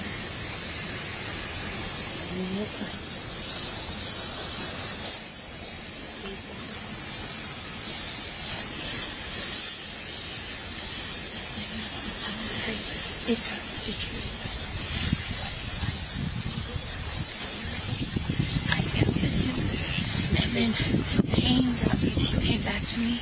My husband and I both battled him. The pain came back to me. I need to know where your husband's at. He's at the bottom of the lake in a fish. He's in a fish. Yes. There's no fish large enough on an Atwood to swallow your husband. He's at the bottom of the lake in a fish. Okay. I thought your husband went to the front for a walk. Yeah, and then we came to the boat, and his clothes were laying in the boat. Okay. Tan Yeah. pants and cream shirt and flip-flops. Do you have a cell phone? It's in the camper. It's in the camper. Where's your camper at? I think it's, Area 3? I think so. Yeah. It's like a tannish camper. It's a tannish camper. You don't know what lot number it is? No. Well, we really need to verify your husband's still Where? with us. Oh, okay. Okay. Well, he's actually just go out in the bottom of the lake. Well, I can't go in the bottom of the lake. So Do you have scuba divers? Yeah, we're gonna have to call divers in to go to the Okay. bottom of the lake. Please do. And you're saying Get the best ones there are, because this is a miracle from God. You will see. You will see. you're saying your 4-year-old son's down there too? He's with God. Where's his body at? I don't know. Where did you throw him in the water at? Off of the dock at the causeway. Where the bike was today? Where the boat was? Yeah, where the boat. Please believe. I know. When there's supposed to be ones coming out there. I think there was one. Does anybody have a glass of water? We can get you water. Please. What's up? Thank you. Now, another person that is important to talk about in this story, even though Miller was not facing criminal charges in relation to what happened to him, was her own husband. He was missing. He was nowhere in sight. We'll talk about him a little bit more in just a moment. Now, the body camera video of the day that law enforcement confronted Miller at the lake, it played a very key role into what happened in court. And you can just watch in the way that Ruth Miller communicates with deputies as far as the facts of what law enforcement say played out. Listen to this news conference from WEWS around the time of Miller's arrest. Sometime just after 8 a.m., and this statement from both her children and other independent witnesses, she is seen loading up the 4-year-old on a golf cart near their RV and taking off very erratically. Everybody that will comment or any witness that you encounter that saw her driving will tell you she was driving very dangerously. She flipped the cart at one time. She was seen on 2 wheels another time. Of course, she was praying by the kayak. And she left. The children saw her leave with the 4-year-old. And then a while later, she came back. She states that she went to the dock and that she threw the 4-year-old in because that's what she needed to do as an offering to God. No matter what you think of the verdict in this case and the dynamics that were at play, it is just terrifying to think of what that young boy, just 4 years old, what he went through at the hands of his own mom. Law enforcement say that Miller drowned the boy as a religious offering. Then, hours later, she ended up driving her older kids, those 2 18-year-olds, in the golf cart down to the water in what was another religious offering, which is why we saw that image of the golf cart in the water, and that prompted the 911 call. 7940 Central.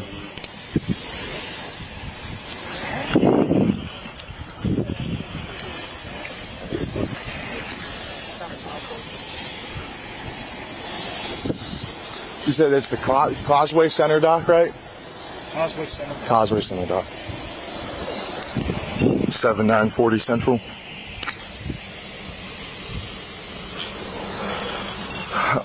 The mother is advising that her boat is located if you just want to log at the Causeway Center dock, and that's where she threw the child in the water. She's also now saying that the husband's in the water. If you just want to log that and notify the dive team, the Rangers are heading over that way right now.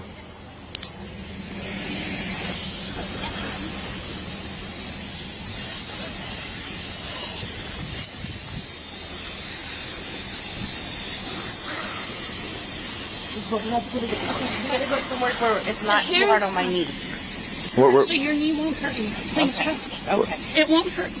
Okay. It won't hurt you. You're fine. You're fine. Okay. You're fine.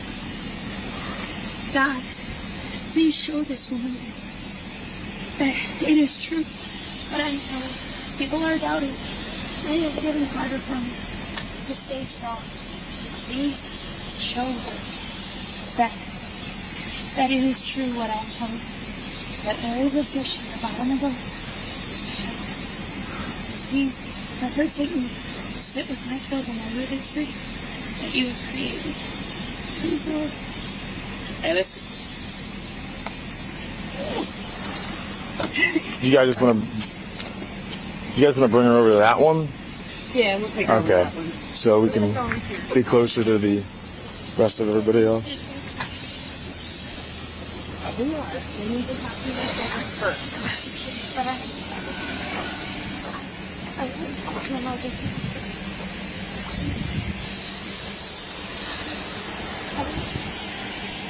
Can I just sit with you? Paris, have a seat right here and we'll go get your children as soon as they're done. No, I want to go Right here. What are the kids saying now?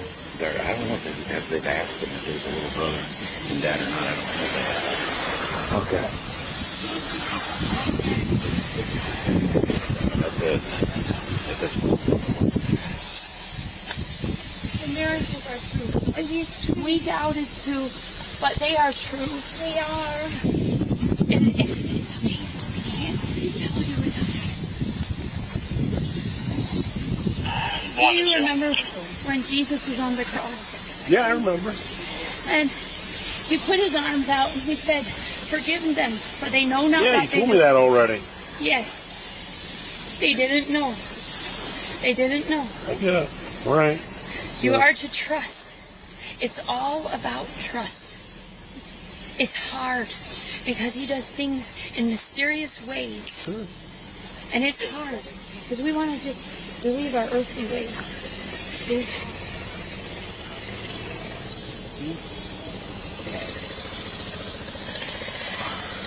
Is part of you happy?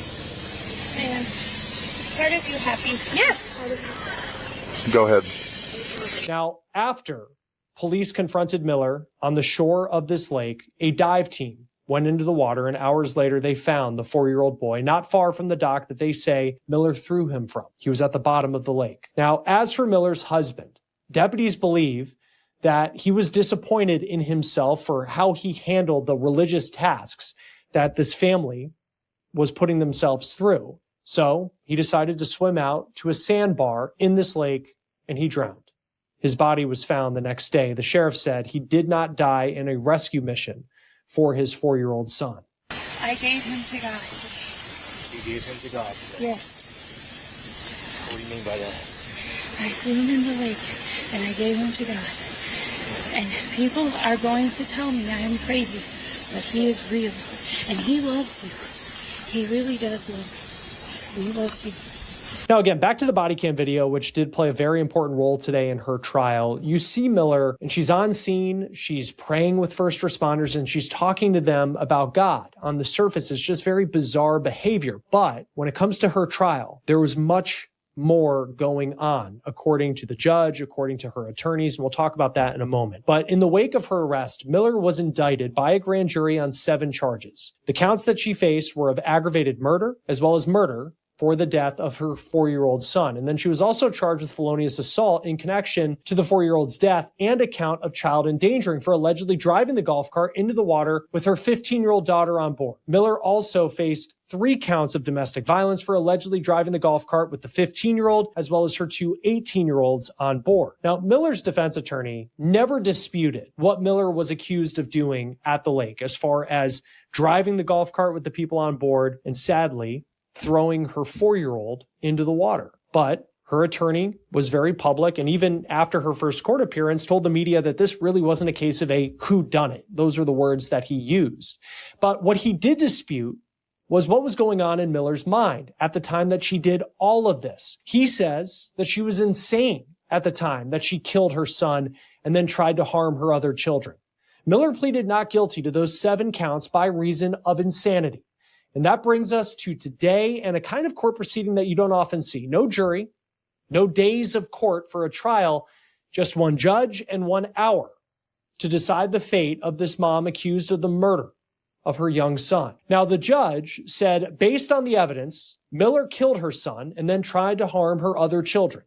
I'm making the following findings, including that on or about August the 23rd of 2025 in Colorado County, Ohio, that Ruth R. Miller did purposely cause the death of who was under the age of 13 years of age at the time of the commission of the offense and born on 10/12/2020, including that on or about August the 23rd of 2025 caused the death as a proximate result of the offender committing or attempting to commit the offense of felonious assault in violation of 2903.11A1.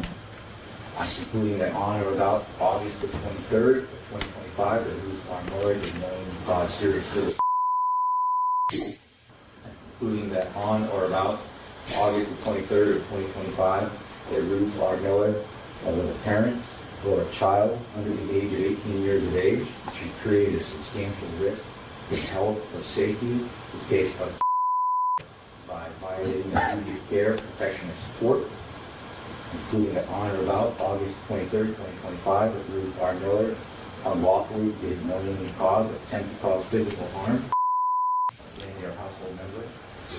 I'm also concluding that on or about August the 23rd of 2025, that Ruth R. Miller unlawfully did knowingly cause or attempt to cause physical harm to family or household member. I'm also concluding that on or about August the 23rd of 2025, that Ruth R. Miller unlawfully did knowingly cause or attempt to cause physical harm to family or household member. So much like the defense attorney, it wasn't a whodunit. There was no disputing what Miller did to her children. But the judge then talks about what it would mean for Miller to be legally insane. And he talked about 3 mental health evaluations that were done by 3 separate doctors in the time that Miller has been in custody in jail. And he talked about the findings. And this is what he said. These are the findings that I have concluded, including that a mental status at the time the offense evaluation was conducted by Dr. Daniel Ringo of Forensic Diagnostic Center of District 9 was identified as a joint exhibit number 2 that can enter into evidence. In the report by Dr. Ringo, who is a board-certified forensic psychologist practicing with Forensic Diagnostic 9, he sets forth findings in his report finds persuasive as to the York state of mind at the time of the offense. Dr. Ringo opined that the defendant at the time of the offense charged did have a severe mental disease, but did not have a severe mental defect. His opinion states that as a result of the severe mental disease, the defendant did not know the wrongfulness of the act charged. And that would apply to all of the acts that is charged, not just one, but to all of them. The next evaluation that I reviewed was the evaluation of Dr. Susan Hatters Friedman of the University Hospital, Cleveland Medical Center, Case Western Reserve University. Was identified as a joint exhibit 3, and he was also admitted to evidence. Dr. Hatters Friedman opined that the defendant at the time of the offense charged also had a severe mental disease and did not have a severe mental defect. In the report by Dr. Hatters Friedman, she sets forth against certain findings which the court finds persuasive as to your state of mind at the time of the offense. Her opinion states that as a result of this severe mental disease, the defendant did not know the wrongfulness of the acts charged, and that would apply to all 7 counts of the indictment. Now, the state of Ohio also did a mental health evaluation, and they found that Miller does have a severe mental disease that did not allow her to know what she was doing was wrong for all 7 counts in the indictment. The judge also said there were witnesses who said that Miller showed some signs of mental illness in the weeks leading up to that day that she killed her son in August. The judge believes that Miller truly believed that God was asking her to be swallowed by a fish. The judge then made his final decision. This is what he said. Based upon these findings that I have made in this case, I am concluding that pursuant to Ohio Revised Code, Section 2945-37, that the defendant, Ruth R. Miller, is not guilty by reason of insanity. I think that's the only conclusion I can reach in this case based upon the evidence that's been presented to me. Ruth, after and concluding that you are not guilty by reason of insanity on all 7 counts, aggravated murder under 2903.01C, murder under 2903.02D, and you felonious assault under 2903.11A1, endangering children on 4 under 2919.22A and E, domestic violence, count 5, 6, and 7, all misdemeanors of the first degree under 2919.25A will have the conclusion that the evidence supports in this case that it is not guilty by reason of insanity. Now that a determination has been made that you are not guilty by reason of insanity, the next step will be determining the final disposition regarding the least restrictive conditions that can be placed. Miller showed little emotion, if any, in court today, or frankly, in any of the previous court appearances. She had a very different tone to her in the days that she was in court compared to what you see in the body cam video. You did, though, today see a little nod from her when the judge was talking to her about her ruling. Now, even though she was found not guilty by reason of insanity, she is still in the custody of the state. She was sent back to jail today, and she will next appear in court on Friday, March 13th. And that is where both sides will discuss where Miller will go moving forward. That will do it for On the Case, presented by Law and Crime. Subscribe to us on YouTube and Spotify, and we're also now streaming on Peacock. I'm Chris Stewart. We'll see you next time.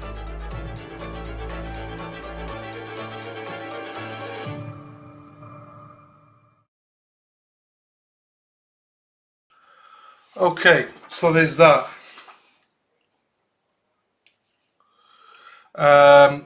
Right, before I end today, so tomorrow what I'm going to do is this.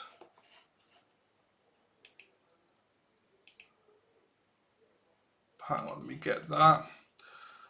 So what I'll do tomorrow is, as some of you might know, there's a trial currently ongoing in Massachusetts, and I'll read it to you so you understand what it is a little bit more. Hey Amy, how are you doing, my darling? Hang on, let me get this.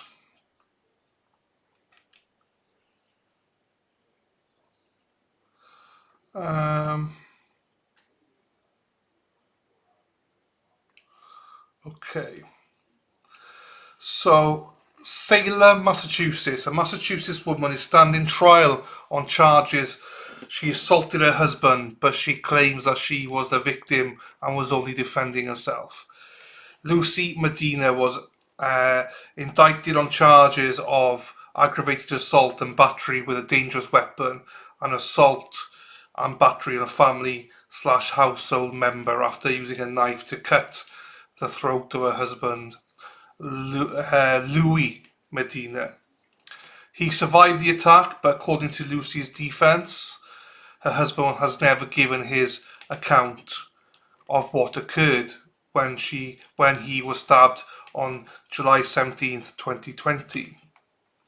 Prosecutors have asked the judge to bar the defense from introducing remote, vague hearsay statements about prior domestic incidents but the defense plans to have an expert testify about PTSD and battered women's syndrome. A forensic psychologist hired by the defense is expected to testify that the Medina's relationship was parasitic and toxic. So, yeah, I was trying to build up to this one, Katie, but it's okay. Yeah, so Hank Brennan is doing this one. So, spoiler, Hank Brennan is the defense attorney. So, for those that don't know, this is in Massachusetts, in north of Boston, and the defense attorney is Hank Brennan. So, Luis Medina appears on the Commonwealth's witness list, but Lucy Medina's defense attorney, Hank Brennan, said in a motion that he expects Luis Medina to assert both his Fifth Amendment and spousal privilege and refused to testify. The defense said they plan to focus the case on the issue of who the first aggressor was on July the 24th, whether the amount of force Lucy Medina used was reasonable, and whether Luis Medina was a victim of his wife's violence or vice versa. A letter sent to the court from Luis that the defense intends to introduce at trial says Mr. Medina firmly believes that if the defendant was the source of his injuries, she acted in self-defense. He's adamant that the defendant committed no crime. Luis Medina has been free on personal recognizance as she awaits trial. So, fine. Let's just block KD here for a second, and I'll block Lady Di as well. Might as well block them both at the same time. Say goodbye to Lady Di and KD. The spoilers in chat, so hang on. So this is obviously ongoing. So the trial is ongoing, but they're doing this thing where they did with the Miami case. They're not live streaming it. They're just releasing videos. Currently, there is 2 videos, one of the openings and one with whatever witness. And it started yesterday. So there's new testimony today as well. So I'll just show it tomorrow. Hopefully they'll upload a few more videos overnight that we can just grab onto as well. But currently there's about an hour and 10 minutes worth of video. So it's like, you know, so hopefully we get another, say, hour's worth tomorrow, so we can do like a 2-hour stream of it tomorrow. So I'll just do a stream on that tomorrow then instead. So yeah, that's the plan. That's why I don't play it now. If you do want to see it right now, you're desperate to see it right now, then it's all been shown on Court TV anyway. So they're all as videos in Court TV. I don't like these sort of things because we don't get to see all the testimony. So I don't like that. But there's nothing else on, so I might as well play that for you anyway. So and I don't think I'll be streaming on Friday. So I do think that anyway, it doesn't matter. Yeah, so I don't think I'm streaming Friday, so I'll do this Thursday, and maybe we'll do another one on Monday or Tuesday to catch up on it as well. So that's the plan, I think. So anyway, there we are. I'll set that stream up now so that you've got that. But as I say, if you are desperate, you can just go to Court TV and watch it. So yes, so there you go. At least Spanky's now, but he's represented the defense this time. So Ross, there you go. Sarah P's giving me permission to end. I can't end until Sarah P tells me to, and she just has. So thank you, Sarah P. Why isn't Dylan directing through the chair yoga? What the fuck are you on about? You are a psychopath, Bex. Well, most of you are psychopaths, so it's fine. Right, everyone, lovely to see you. Why is Lady Di and Katie still responding? I thought I blocked them. I don't understand. I don't know what's going on. Have a great day, everyone. Much love to you all. Thank you again, lovely, for the coffees. And yeah, I'll see you all tomorrow at 9:30 a.m. And hopefully we'll have a couple of hours of stuff to play. But for those of you going to watch Corey Richards or Dale Warner,